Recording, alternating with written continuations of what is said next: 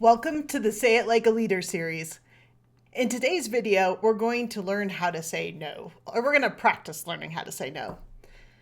I went through a period in my career where I said yes to everything. I thought it was what all good employees did. Your manager asked you to do something and you said yes.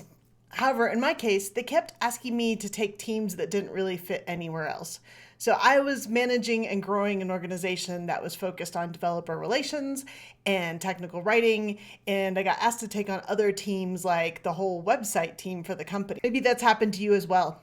Ever notice that other people seem to say no really easily and you're always stuck saying yes? Why is it so hard to say no? If you've ever walked away from a conversation thinking, why did I just agree to do that? You're not alone. I used to say yes to many things, thinking it made me a good employee, a good friend, a good person. But what I learned is that saying yes to everything actually makes me less effective at the things that really mattered, even to those people I was saying yes to. So first off, let's identify the categories of people that are harder for you to say no to. So all of us have a hard time saying no at different times, and sometimes certain people are harder to say no to. So is it hard for you to say no to your manager? Are you afraid of disappointing them or not being seen as a team player? Is it hard for you to say no to coworkers because you really want to be helpful or make sure things aren't awkward? Is it hard for you to say no to family because you owe it to them, like you're responsible for them? Is it hard for you to say no to friends because there's social pressure, or you're afraid you'll miss out, or you're afraid they won't invite you the next time? Is it hard to say no to strangers because that would be rude and you have this politeness reflex in you? So of those 5 groups, think about which ones are harder for you to say no to: managers, coworkers, family, friends, and strangers. And this is step 1, because the strategies that you decide to use might differ depending on who's asking. And there's a workshop that accompanies this video, so you can follow along there as well. Feel free to print out the workbook or pull it up on the screen and follow along there. So think about the last 5 times you said yes to someone. In particular, if there's times when you wish you had said no. Did you really wish you could say no? And who were those people? Pause the video if you need to and kind of jot down just a couple notes to remind you about those 5 times. Welcome back. This video series is primarily geared towards work situations, and we're practicing saying no today, but I think it's important to learn to say no in all situations, which is why I've included the friends and the strangers and the family. And sometimes it's easier to practice on one group than the other, and that practice carries over to other situations. I'm going to cover 6 tips for how to say no more successfully. The first one is simply take a moment. So tip number 1 is the next time you are asked to do something, and no matter whether you're going to say yes or no, just take a moment. Get in the habit of doing this. While always saying yes cheerfully is considered like a good employee or a good friend, what really counts in the end is delivering good work on time. So take a moment. If you always take a moment, people will expect it, and you'll grow that muscle. So they won't expect you to respond right away. So here's some tips for how you can take a moment. Ask questions, no matter what.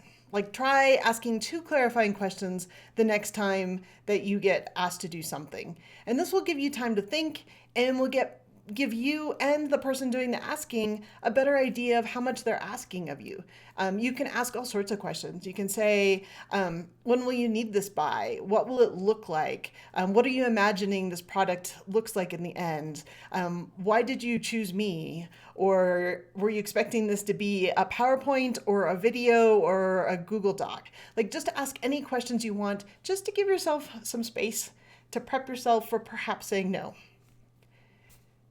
Another good way to take a moment is, say you'll get back to them in an hour or tomorrow. So you have to check on something, or you want to check your calendar or your workload, or you need to check with someone else with your family. That in general is a good policy. Tell them you need to check with someone. Often in job negotiations, I'll say I need to check with my family. So tell them, if someone asks you to do something, tell them you need to check with someone else. Maybe it's your team if it's work, maybe it's a peer because you want to see if someone else is already working on something similar. Another tip for taking a moment is tell them you already have a prior commitment or full workload. So you need to check or work some things out. So you don't have to say no right away. Just say, oh, I'm really busy, or I have a big deadline on Friday. Let me think on this and see if I could squeeze it in, but I'm not sure. So just give yourself a minute by telling them you have a prior commitment.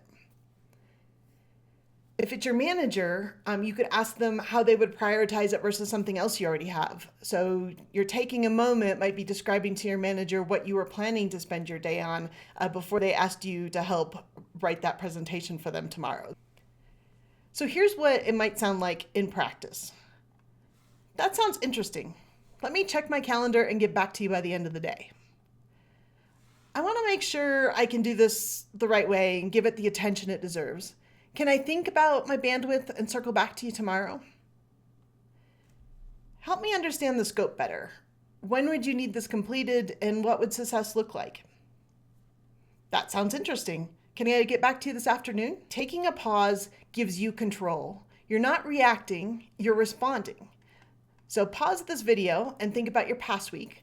What's one thing you said yes to that you wish you hadn't? And now keep that in mind as we go through the rest of these strategies. Strategy number 2 for helping yourself be able to say no is give an excuse or don't. Studies actually say that people accept no's more readily when we give a reason. And I think we all instinctively know this because you never say, sorry, I can't come to your party. You always say, sorry, I can't come to your party. I already have dinner plans. Hey, and by the way, it's not a lie that you have dinner plans if you had dinner plans by yourself sitting on the sofa eating pizza watching your favorite movie. But you don't need to give that reason. You can just say, thanks so much for the invite, but I can't make it. And it might feel a little awkward at first, but if you get in the habit, it gets easier and easier to say. And that way you don't feel like you have to make up an excuse. You don't feel like they can judge whether that other thing you have is more important than their party.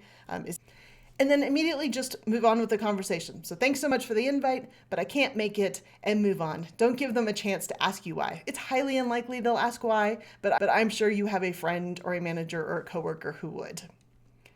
For excuses, if you're going to give an excuse, if you're going to say, no, I can't because, think through in advance some of the things that you would find acceptable to share. So you might not be comfortable sharing that you want to sit on the sofa with your cat, but you might be comfortable saying that you have to go to your kids' play at school.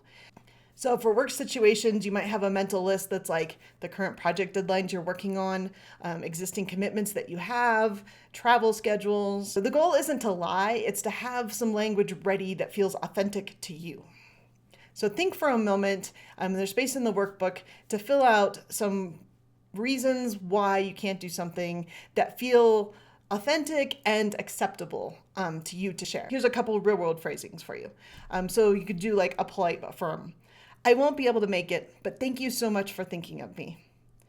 You could just go really casual. Not this time, sorry. Maybe for your manager, you say, that sounds like a pretty high priority item. Should I pause the client review or the team planning for this? Tip number 3 for helping yourself say no when it's hard to say no is to ask who else could do it. If your manager is asking you to do something, is there someone else that might see this task as a chance to learn a new skill or get some visibility?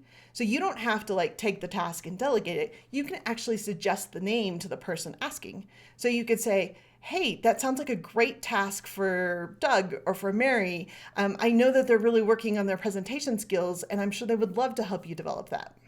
So you'll be helping them out while you help yourself. Now, key point here.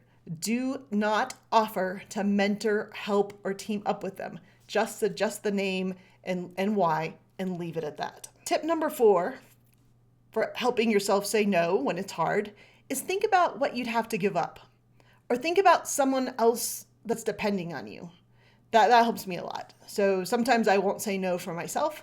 For example, I was at an event this week and I brought my son along. I got asked to go to an evening event and I knew my son was sitting in the hotel room by himself, and it was easy for me to say, no, I'm sorry, I can't make it, because I knew that he was there waiting for me. So think about, if you do that extra PowerPoint presentation, who are you going to be letting down for a big talk?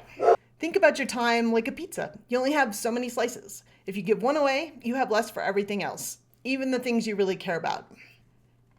Tip number 5 for helping yourself say no when it's hard is think about how you'll feel after you said yes. And I know this is hard, but I'm sure you could just think of the last time you said yes when you didn't really want to. I know I usually feel annoyed. Sometimes I'm annoyed at myself. Sometimes I'm annoyed at the person that asked. But usually I'm annoyed. Maybe you have another emotion that comes to mind. And I know I don't do my best work when I'm annoyed. I don't create the best talks when I'm annoyed that they asked me to do it when I think they should have asked somebody else. If you say yes, will you be annoyed or upset or mad or disappointed? If so, it's better to say no first. So tip number 6 for helping yourself say no when it's hard for you is to practice saying no to small things first. So look back at that list of people and who is it not hard for you to say no to? Maybe it's not hard for you to say no to your kids. So if saying no to your manager feels impossible, start practicing with easier situations. It could be someone from the sales department at a store asking for your email, and usually you give it because it feels awkward to say, no, I'd rather not get any email. Practice saying no. So pick the ones that are easy and practice saying no there first so that you can use those skills for the harder situations. So for each of those times you said yes in the recent past, how could you have responded?